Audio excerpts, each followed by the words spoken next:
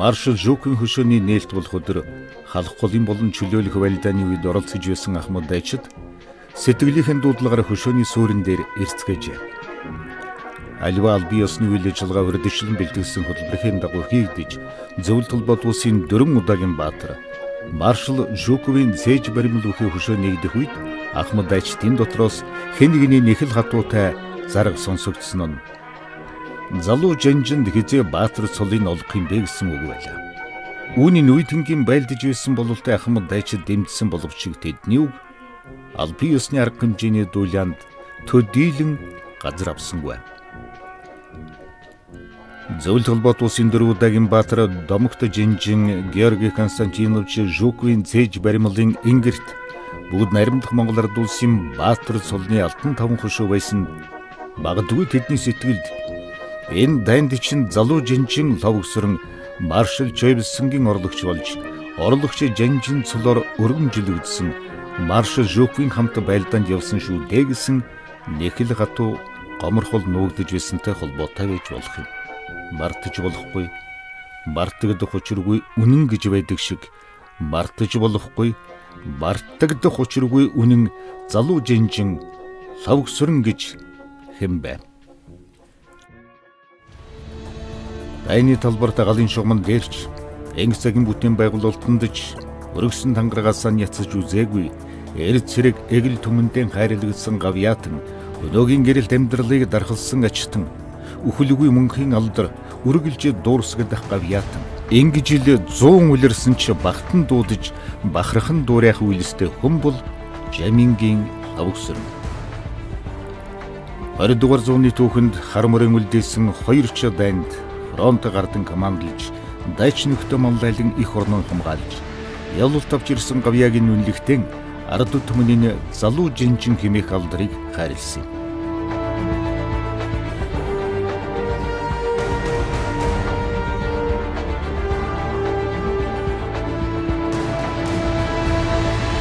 Залуу Жинжин гэж болдог байсан зэрэг ардын дотор ловгсронгийн тухай. Тэр залуу Жинжин ловгсрон бол манай ардын иргэн цэргийн томоохон нэртэй зүтгэлтэнгүүдийн нэг байгаа юм. Энэ зууны сүүлчээр бол нэртэй 2 зүтгэлтэн бол Атанбаатар Магсарж Мангалайбаатар гэж байлаа. Хувьсгалтай Атанбаатар бол золгож уулзсан. Хувьсгалыг хэлэхэд бол 2 Жинжин, Сүхбаатар Жинжин, түүний орлогчоо бол энэ 2 төрж гараад ирсэн. Хувьсгал нэртэй Жинжин. Тэр хоёроос хойш бас дараалан цэргийн том зүтгэлтэнгүүд гарсан. Энэний дотроос бол 2 том Жинжингүүд тодорч цэргийн түүх ард түмний дунд бол нэр нь алдарсан байгаа.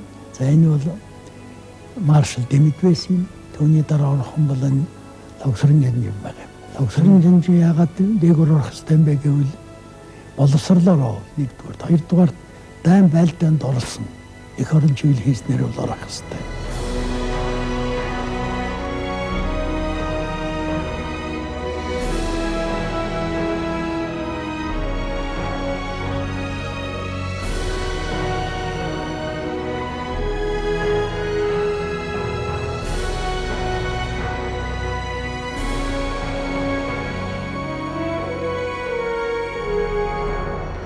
Учгаар үжил манай зэрэг талбахаасан баг тушаал дум тушаал тэгэл цэргийн хааны сайд гэдэл Жинжин генерал хүртэл ингэж явж ирсэн. Тэгээд дайнд том 2 дайнд манай улс энэ Асын улсын 2 дайнд орсон. Алах голын дайн 45 оны дайн. Зарим улсууд л ингэж хэлэх гэдэг алах голын дайн нэг тийм том дайн биш чухал юм биш. Гэтэл тийм биш. Алах голын дайн гэдэг бол дэлхийн 2 дугаар дайны үйсгэр сорилтын нартай дайн байсан гэж бүхтэлхийн төвчнөр үздэг юм. Түүний дотроос нэртэй том Жинжингууд Рокоссовский, Жуков нар тэгээд тэмдэглэсэн байдаг юм аа. Тэгээ алах голын дайн бол ер нь оролцсон хоёулаас оролцсон цэргийн тоо онгоц танкийн тоогоорч тулдсан хийсэн байлдааны чин чанараар ч одоо дэлхийн дэм чанартай том дайны нэг байгаа юм. За энэ ловгсрон улс төрийн газрын дарга бүх цэргийн Жинжиний орлогчийн хуваарьд шууд оролцсон. Хоёрдугаарт нь бол 45 оны дайн болоход манай арим зөвлөлтийн аримтай хамт Японы зэргийн эсрэг тэмцсэн. За ингээд бол шууд манай зэргийг манай зэрэг бол дан морин зэрэг биш байсан. Морин моторын тийм нэг том анги болчиход байсан. Энийг хамаандлаад хойд хятад руу Японы эсрэг тэмцэхэр зөвлөлтийн аримын хамт жанжин тавсрын нэг бол өдөртөө Чоос Монгол ерөнхийдэн чиглэл өгөөд байсан хүн л дээ өдөртөж өөрөнийг явж үзсэн. Шууд өдөр тутмын байлдааны өдөрж явсан хүн бол тавсрын яг юм байна.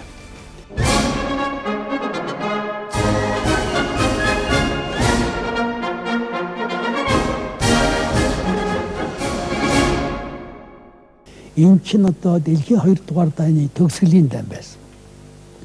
3 том холбоотон гүрдүүд хилцэж хийсэн дай юм шүү дээ. Гитлерийн эсрэг Евро Африкт хийсэн дан төгсгөлтөд ороод 2 дугаар дайны үлдгэлд одоо Азад байна. Их хүч нь Японы хүч бол хойд хятад байна. Энийг дарахад бол зөвлөлтийн зэрэг орооч гэж одоо Англи Америкийн ерөнхий сайд нар бол зөвлөлтийн өдөртөгч Сталин Гремийн баг хурал дээр хүсэлт тавьсан юм шүү дээ. Тэр хүсэлтийг Сталин хүлээж аваад энэ дайнд орохдоо бол чухал нөхцөл тавьсан. Тэрний нэгдүгээрт нь бол Монгол одоогийн байдлыг хүлээн зөвшөөрүүл гэдэг үг орсон. Манай тусгаар төвлөлийг зөвшөөрүүл.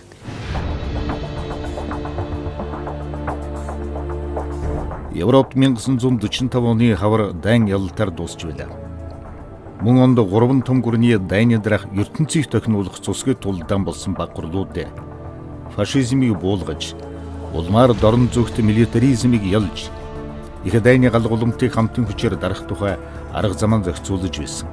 Дараа нь тусгаар байдлын хамгааллыг эрен зөвлөлтийн их сүр хүчин түвшин тулгуурлаж, Монголон чадалжуулж, 3 томын баг хурлын арга аягаар улс үндэснийхээ тусгаар байдлыг хамгаалуулан авч үлдэх санааны дор их гүрнүүдийн бодлоготой сумдалдсан маршал хордогийн чирлсэн түүхэн нүүдлийг хийж улмаар бодлогын цараа уужим холыг харуулж чадсан. Монголын тусгаар тогтны олон улсын хэмжээнд зөвшөөрөх нэгдүгээр баталгаан болсон. Хас хугуулын дэнд зөвлөсөн Монголын армийн ялсныгаа ашаар тэр хамтарсан хүчээр 45 онд Хятадын ард түмэнд тусалж Японы их зэргийг Хятадын нутагт буцах гэсэн явдал Монгол улсын тусгаар тогтны олон улсын хэмжээнд батлуулах хоёр дахь баталгаан болоод ийгээд Монголын зэрэг Хятадын нутагт байдлыг Шанхайши зөвшөөрөөж үгүй байсан. Гадаадын яамны сайд Банзимбэ гэдэг зөвшөөрөхөд гадаад Монголын тусгаар тогтны Японд дайн зарлаад 3 хоносны дараа одоогийн шидэрийн зөвшөөрнө гэж хэлсэн юм. Тэгээд 8 сарын 10-нд дотлоод орох зэрэг 8 сарын 13-нд тэр Банзимбэ гэдэг гадаадын яамны сайд Монголд нэгэн утгатай ноосоо солилцож байна. Гарын үсэг толгой хоёр нь өөр болохоос дундхийн яг адил. Тэгээд энэ дээрээ Хятадын засгийн газар гадаад Монголын тусгаар тогтнолыг одоогийн шидэрээр зөвшөөрөн хүлээж түүнсээ дипломат харилцаа тогтооно гэж олон улсын хэмжээнд зарлаж өгсөн асаа. Ийгээд халхуулын дэйний ашиг холбогдол 45 оны шилүүлэх дэйний ашиг холбогдол энэгээр одоо Монгол улсын тусгаар тогтнолыг зөвшөөрсөн ч энэ 45 онд Яалс хотонд болсон 3 улсын удирдлагчдын хурал гэж байх. Рузвельт, Черчилль, Сталин. Тэрэн дээр Сталин чинь одоо Японы зэрэг дайнд орохгүй бид ингэж хэлээ суугаад байдаг байхгүй. Тэгэхээр орох юм бол одоо бид хэлсэн хийн. За ингээд одоо баталгаа гаргуулахын тулд Яалсын баг хурлаар 2 сарын 11-ний дээр алс дорнын тухай тогтоол гаргаж байгаа. Тэр тогтоолыг нэгдүгээр зүйлд нь ингэж бичиж байгаа. Портаторыг Хятадд нөгөн Оросын зэрэг эзэлж байсан. Бишилсэн байр. Манжуурын төмөр замыг Хятадд нөгөн гадаад Монголын тусгаар тогтныг Хятад хэрвээ зөвшөөрвөл тэгээд тэрэн дээр зөвшөөрөө тэр 5 сарын 11-ний өдрийн тэр алс дорны тухай тогтоолын 3 дугаарт олон улсын хэмжээнд гадаад Монголын тусгаар тогтныг зөвшөөрөн хүлээнэ гэж Тэрэнд Шанхайши байгаагүй. Шанхайшид зөвшөөрөх асуудлыг ерөнхийлөгч Рузвельт хүлээж авсан. Хэрвээ тэр хിവэрэ байсан бол манжгаа улсын адил, өвөр Монголын дэмжих дамрын байгуулсан улсын адил 45 онд олон улсын шилжүүлэлтэнд буцаж хачигдаад газар нутаг маань игээд шатын нутаг хിവэрэ. Одоо гадаад Монгол гэдэг өвөр Монголын дэргэд навсайгаад хэвтэж байх. Энэ аварсан хүн Орос улстай хамт ажиллаж байсан шай болсон ганцаараа.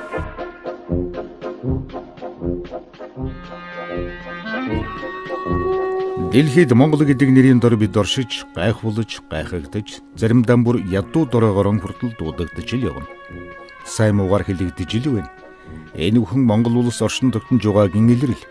Тэгвэл эрх чөлөөний төлөө, энэ их нутгийн хаан төлөө дарийн утаав нартан дайсны өдөөс ам өрсөн тэмцэж явсан олон аавын хүүхдүүдийг бид мартах учиргүй. Магадгүй бид байлдаагүй, Оросууд л байлдсан юм шүү дээ хэмээн хээв нэг бодож ярьж суугаа байх. Тэгвэл тэр дайнд ам өргөдсөн баатарлаг ирсийг амян хорлсон гэхүү. Өнөөдөр амьд сэрүүн байгаа ахмад дайчдыг жүжиглээд үлгэр яриад байна гэхүү. Бидний төлөө, үр хүүхдүүдийн минь ирээдүйн сайхан амьдралын төлөө бууварын тэмцэж явсан дайчдаан бид хүндэтгэн үеийн үед дурсах учиртай.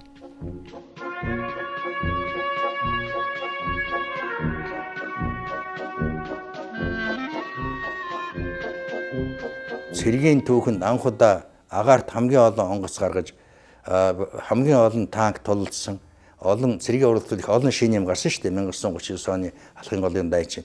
Би өөрөө цэргийн инженер хүн. Жишээлбэл халахын голын гүүр бөмбөгдөөд хотоогоод усан дээгүүрээ урсцсан байсан. Тэгээд дээрээс агаараас зураг авахар зэрэг тэр гүүр бол байхгүй юм шиг усан дээр орцсон байсан. Гэтэл үнэн чанар дээр манай морин цэргүүд манай одоо ердийн хөсөг энэ төр бол гараад ээж болдог.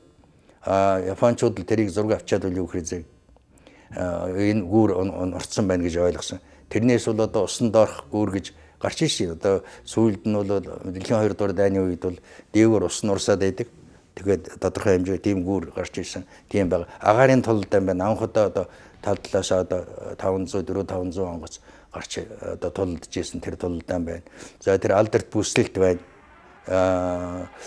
Их олон юмн дээр бол дэлхийн 2 дугаар дайны одоо дайнд авч хэрэгэлсэн. Тэгээд өнөө Чингисийн цэргийн урлаг гэдэг шиг тэр 1945 оныхоос бол тэр Сахарын цөөл газраар аялсан морин цэргээр за тэгээд олон юмнууд байгаа. 44 мянган хүний одоо 5 6 7 бараг 10 жил барьсан бэхлэлтийг одоо давж гарсан энэ төргээд тэнд бол маш сонин юмнууд цэргийн урлагт их юм орсон маш их сургамж өгсөн юм байна. Энэ бүхэн манай ихэ бид нар большой многолюдный танки товаров было. Воевать баруха. Батарейрон манай Русматтан өөрсдөө шийднүүд бол бүрэн үкээдээр манай хамт байна. Энэ танки бригад өөрсдөө манай фронтээр байж их сайн байж. Үүний дараа хэмээн ихээрүүд бид Монгол ардын исламчны товарууд байгуулсан эсгэдэрийг. Энэ одоо бас фронтээр сайн байж. Ийм үкээдүүд сайн дэлгэрүүлсэн.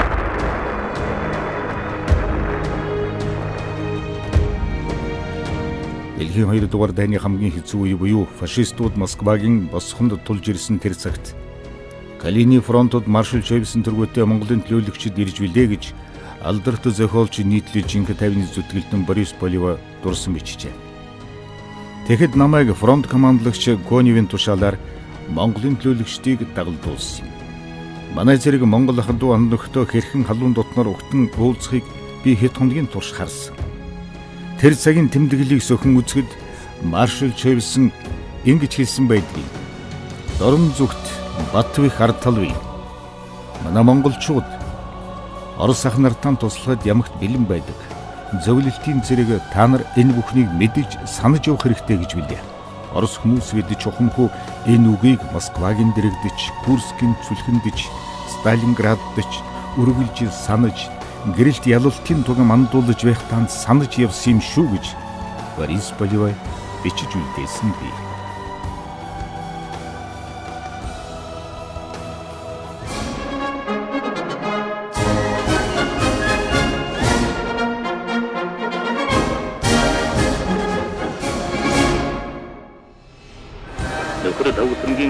манай Арим өвөр байхын фронтын морьт механикжуулсан бүлгийн бүрэлдэхүүнд орж болон уур их хилсэн мөнгөний баталж ахад өвөр мөнгөний ардны чөлөөлөх хариун байна хүлээсэн үргээ нэвтрүүлээ биелүүлдэг. Жэхвэ дөрнөрийн үсвитүүд өвлийн хэмжээгсэн жанчуугийн даваа хаалганы чиглэлтэй манай Аримын дайчид алидэн таасан.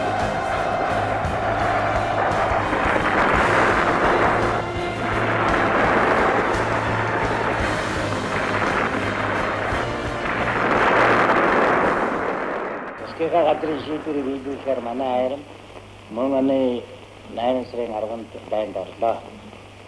Манай Аримын зорилго бол нэгдүгээр алс орнуудад энж тайван байдлыг тогтооход хувь хоёрт нь олон жижиг турш дардагчийн хятадын ард түмэнд ялангуяа өвөр Монголын ард түмнийг Японы төлөвлөлтөд чөлөөлөх явуулаа. Ийм ч учраас 1936 онд зөвлөлт холбоот улстай байгуулсан харилцан тусалцах гэрээнийхээ ёсоор энэ дайн үнэнчээр оролцсон юм аа. За ингээд би дайны эхлэлд явцын тухай товчхон зураг дээрээс харуулъя. Эгэлэр Монгол зөвлөлтийн морин механикчилсан бригад бол гүнүх бол сайн шанд баруун гараг зөвлөлтийн байцсан энэ ресурсээр үсчээ хоригдуулаад гол чигээ бол далнуур жигээ жигтаа хийсэн.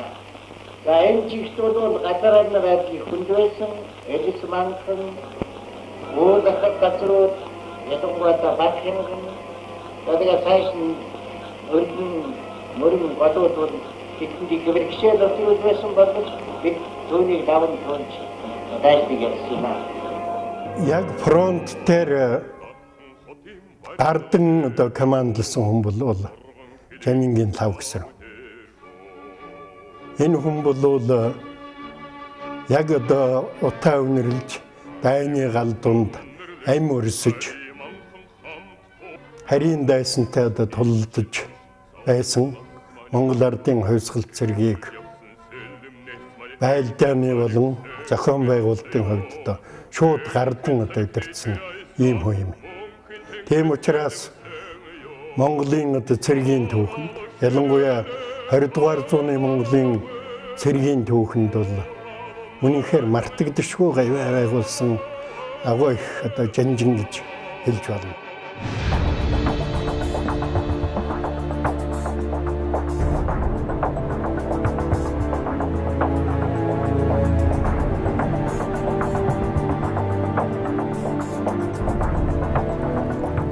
Монгол цэргийн түүхэнд хийсэн бүтээснэрийн зэвсэг түвшнийг хөгжүүлж бэхжүүлэхэд оруулсан ховь нэмэр гүйцэтгсэн үргийнхээ цар хүрэгээр зүй эсий томоохон байр суурин эзэлсэн хүн бол ард түмэндээ залуу жанжин хэмээн алдарсан Монгол улсын баатар 20 дугаар зууны цэргийн гарамгал зүтгэлтэн хурандаа генерал Жамингийн авгсрын билээ.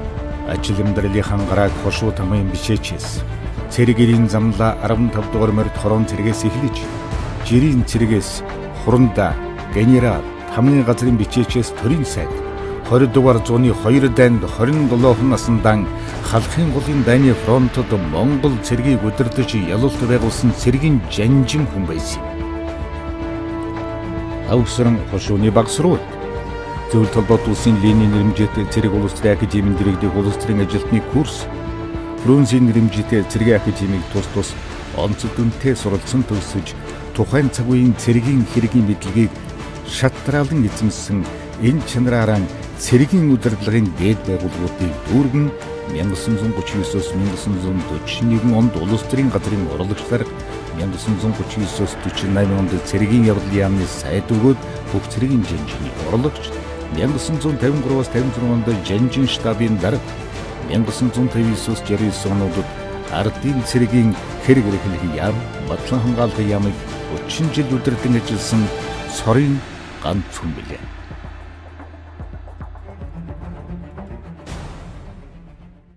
За халах голын байлдааны өмнөхөн улс төрийн газрын дараагаар томилогдохдоо цэрэг дайчдыг эх орноо батлан хамгаалах хүчинд бэлтгэх дайчны үүргийг биелүүлэх явдалд нэхэхэн анхаарал тавьж анги нэгтгэлийн байлдааны бэлэн байдлыг хангах, улс төрийн байгууллагуудыг бэхжүүлэх, улс төрийн ажилтныг бэлдэх талаар Лавгсаран генерал онцгой хувь нэмрийг оруулсан юм хүн.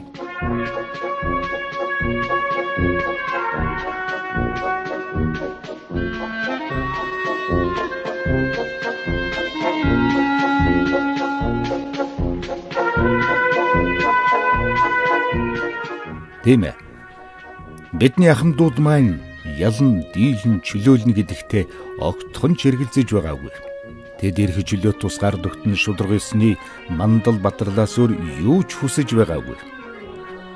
Залуу жанжныхаа командын дор жанчхүүд тулдаж явсан цаг саяхан юм шиг санагдавч өнөөдөр сүрлэг сайхан хөшөөнийхэн нээлтээр дахин уулзахдаа дайны гал дунд дарийн утаа өнөрлөж явснаа бас хожимын бүтээн байгуулалтын үед түүнтэй хамт ялалт байгуулж байсан дурсан хөөрөлдөж байгаа.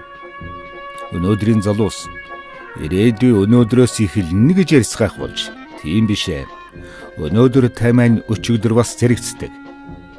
Ялаг даагүйхний байлдан олж ирсэн эрх чөлөөт тусгаар тогтнол өнөөгийн дардчилтай сүлэлдэн байна. Ялаг даагүйх маань бидний дунд амьдарч амьсгалж яваа болохоор бид ч өдний зэрэгтэй туйлж яваа юм шүү дээ. Тэдний маань ихэнх нь эзгүй байна. Тэд хэн ч босож ирдэггүй тийм холын аянд нэгэнтэй одж байна. Ялаг даагүйхэн турга тусгаар улс гэр эрх чөлөөгөн бидний үеийнхэнд гэрээсэлж үлдээсэн юм. Харин бид бүхэн тэрийг хачааны хүндийг хэрхэн дааж хэрхэн авч явахыг ярих цаг харуулна буйцаа. Ялаг даагүйхэндээ үе удмааран дэвжин дээшилж явахын нартын ертөнцид 100 намрыг үздэгвэ хэмээхийн ёроолыг тайлбая.